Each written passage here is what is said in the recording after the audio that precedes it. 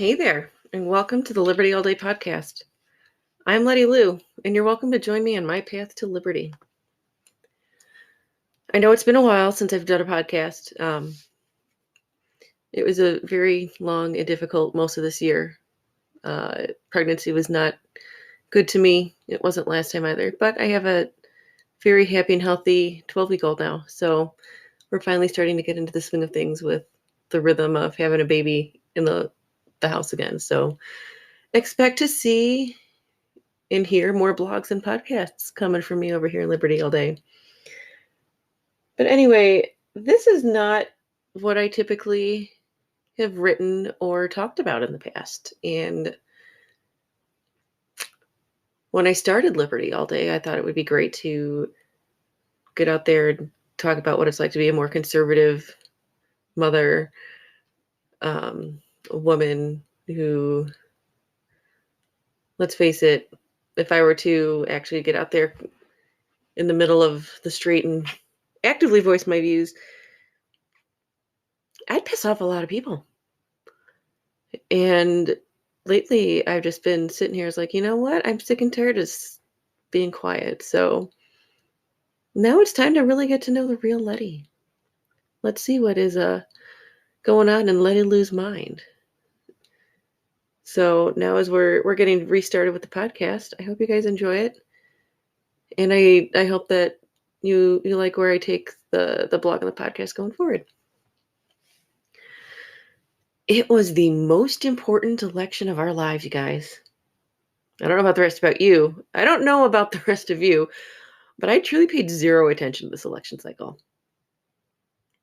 I knew that Tony Evers is running for re-election for governor, and let's just say that I'm not a fan because this past legislative term, he vetoed several bills that were promoting medical freedom in the state. And we also had a U.S. Senate race here in Wisconsin that was quite heated, at least according to YouTube, who like to interrupt my videos, it seemed like every minute or two, to play back-to-back ads for Ron Johnson and Mandela Barnes. I was like, what is happening here? I even got some political ads from Minnesota, which made me laugh. We're about 45 minutes east of the St. Croix River, separating St. Croix Falls, Wisconsin, and Taylor Falls, Minnesota. So I'm not too surprised, but it was always amusing when they'd pop up. Now, I don't think that I've come out and said it here at Liberty All Day, but I don't vote, at least not in the federal and larger state races. I haven't voted since 2020. And that year I voted in the primary. I actually went with my father-in-law to vote. And as we're driving there, he said, I don't know why I'm going to vote with you, because your vote is going to cancel out mine. I should go at a different time. And I looked at him and I was like, so the fact that you and I are voting together at the same time, you automatically assume my vote's going to cancel out yours. He said, well, yeah, you're a Republican, blah, blah, blah, blah. And I said, not technically a Republican. If I were forced to choose between the two parties, it's probably the one I choose. I said, I'm more libertarian voluntarist. And he just looked at me like, that doesn't make any sense. And it's a whole other conversation we'll probably have at some point. And I'm pretty sure I brought that up over on Fireside Freedom too. But to get back to what I'm talking about here, back in 2020, I voted in the primary. And I attempted to vote in the presidential election because, it was the most important election of our lifetimes, you guys. Donald Trump versus Joe Biden. Who's going to win? Oh, my God. But I had issues with my absentee ballot. I was down in Illinois, and I had requested that it be sent to the address in Illinois where I was at. They sent it to the address in Wisconsin. So Squatch had to, he actually brought it down to me because he was coming down to Illinois for a weekend, and he brought me my ballot. I mailed it back, and I tracked it. First, it said that they never received it, and then after the election, it showed that they did receive it, but that there were issues with it. And I was just like, I'm done. My faith in the electoral system had been questionable for a long time, but that year it just sealed the deal for me. The whole vote harder next time so your candidate wins never truly appealed to me, but I had been bought into the whole voting is your civic duty, and you cannot complain if you don't vote for years. Decades, you guys. Now, I'm only going to the polls if there's something on the ballot that will directly affect me personally. And here's a hint, there really isn't much out there that will affect me personally. I mean, it seems crazy, doesn't it, that I don't vote? Because my one vote could make the whole difference as to whether or not Tony Evers won or lost, whether or not Ron Johnson won or lost, or Tom Tiffany, That one vote, you guys, that's not how it works. But I have another secret. I truly have zero interest in anything that is happening politically. Very un-American of me, I know. I did go online this morning to check and see the results for Wisconsin because I have a strong interest in medical freedom. It's something Governor Evers doesn't hold in high regard, neither does Mandela Barnes. Unfortunately, we're going to have 4 more years of Governor Evers. Nice. I need to take a look and see if there's going to be a majority, like a veto-proof majority against him in the Wisconsin state legislature. But that's neither here nor there, That's a whole other thing. Ron Johnson won his bid for re-election. He's been pro-medical freedom and such, which has made me happy. So, hooray. But, to be honest, I'm quite concerned about how things are going forward. This morning, my pal Ken Ash from the Constructive Liberty podcast put out a great podcast. And he asked on MeWe yesterday, and apparently a couple other social media platforms. It was the best of times. It was the worst of times. How are you feeling about this point in history in which we're currently living? I read it, and my first thought was, man, I need to reread A Tale of Two Cities because damn, Dickens is a good author. And then I started thinking about the question. There were a handful of us who responded, and the answers ran the gamut from, this is the worst possible time to be living, there's no hope for the future, I can't believe I'm here right now, to, yeah, it sucks, but we're still alive, and we're the ones who can make the difference by being positive and proactive about our own lives. Now, this topic is something Squash and I've been discussing for a while. 2016 changed the entire election game because that's really what it is, you guys. It's a game, a dog and pony show. To quote Jack Spirko, it's an ass clown circus. 2020 truly ushered in the era of questioned election results and the election deniers. And leading up to this midterm election, there was so much fear-mongering on both sides, preparing us to either question or deny the results. But the concern that Squatch and I have is how will people trust the process in our current form of government going forward?